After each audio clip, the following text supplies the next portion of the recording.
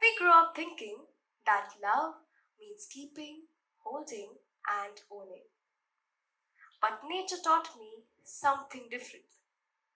Raise your hands if you have ever wished for a pet, a puppy, a kitten, maybe even a tiny bird.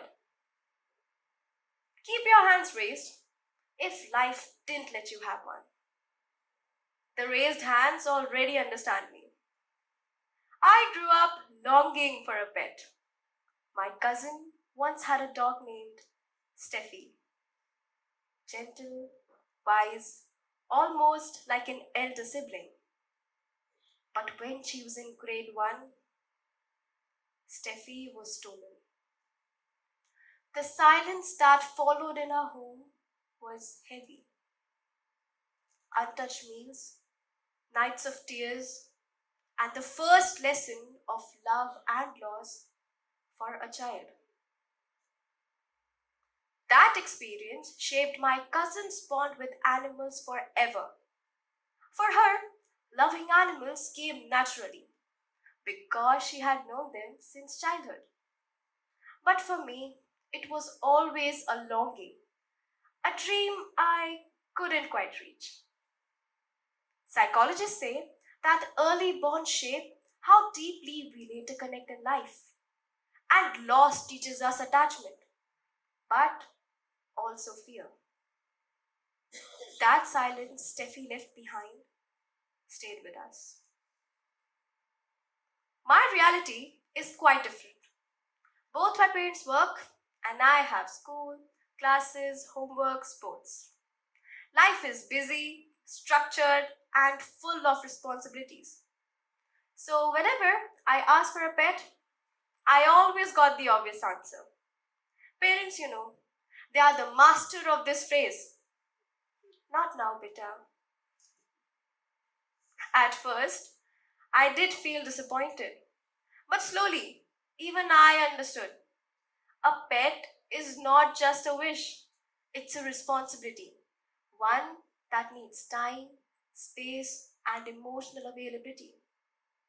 If we don't have that, it's unfair to even ask for one. Study shows that animals deeply depend on consistency and care. If we don't have time and attention, even love can become neglect. And that understanding stayed with me. That's when I realized it's not about having a pet or having nothing. It's about finding the same pure connection but without ownership. Then nature stepped in. One afternoon, a sparrow landed on a balcony railing. I quickly asked my mother, Mama, can I please keep a bird? But she said gently, we don't cage life. Their wings are a symbol of freedom. Their wings are made to fly. So instead, we placed a bird feeder with a bowl of water. And slowly, the magic began. A pigeon cooed softly near our swing, and a manna hopped closer. Very soon, our balcony became a bird sanctuary. Scientists call this a biophilia effect, the idea that humans naturally feel calmer and safer around other living beings. Like the gentle spotted dove brought peace. The bold grey hornbill carried pride. Busy jungle babblers arrived in a noisy gang. Tailor birds stitched leaves with care. Chattering parrots filled the air with laughter. Bulbuls flashed their bright colors. But one day, something rare happened. A Bharadwaj and a Kastura bird arrived. Still, quiet, unforgettable. Moments like these reduce stress and restore attention.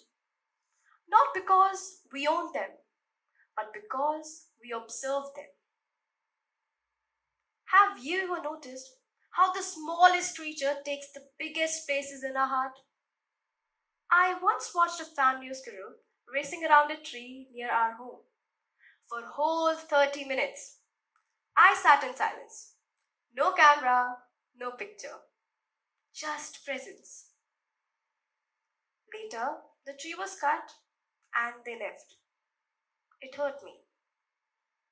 But the squirrels taught me that I cannot control who stays.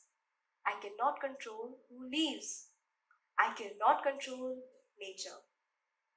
Science tells us that impermanence is natural. What heals us is not control, it's acceptance.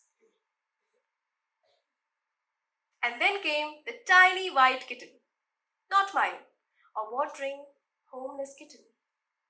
But she waits for me every afternoon as much as I wait for her.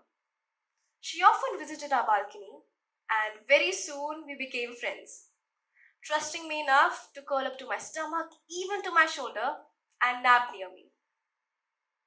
But she leaves in return every day she wants, only when she wants to. I never kept her locked in, I never tried to keep her, because freedom matters to every living being. You know, when we interact with animals, even briefly, our oxytocin level rises. And this bonding hormone builds trust and reduces stress. And that trust does not come from ownership or control, it comes from safety. The tiny white kitten taught me my clearest lesson in belonging without owning. Connection does not need control, attachment does not need possession, and love does not need labels. When we don't cage life, life comes closer to us.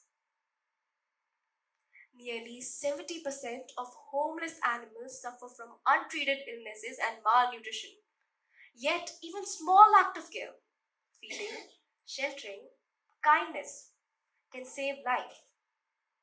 You all must be wondering that why am I telling you all this?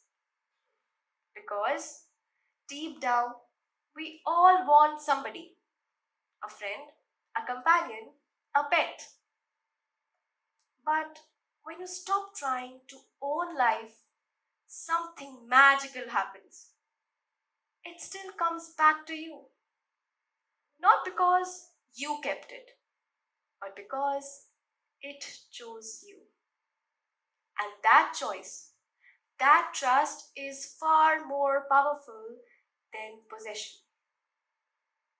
You don't always need a pet to feel companionship. Sometimes little wings, soft paws, and an open heart can teach you more about love than anything else. Before I end, I want you to make a promise. Not to me, but to nature. When you go home, notice one tiny creature, a bird, an insect, animal, anything. Just don't click a picture of it. Don't disturb it. Just observe. You will be surprised by how much love the world gives when you simply let it be.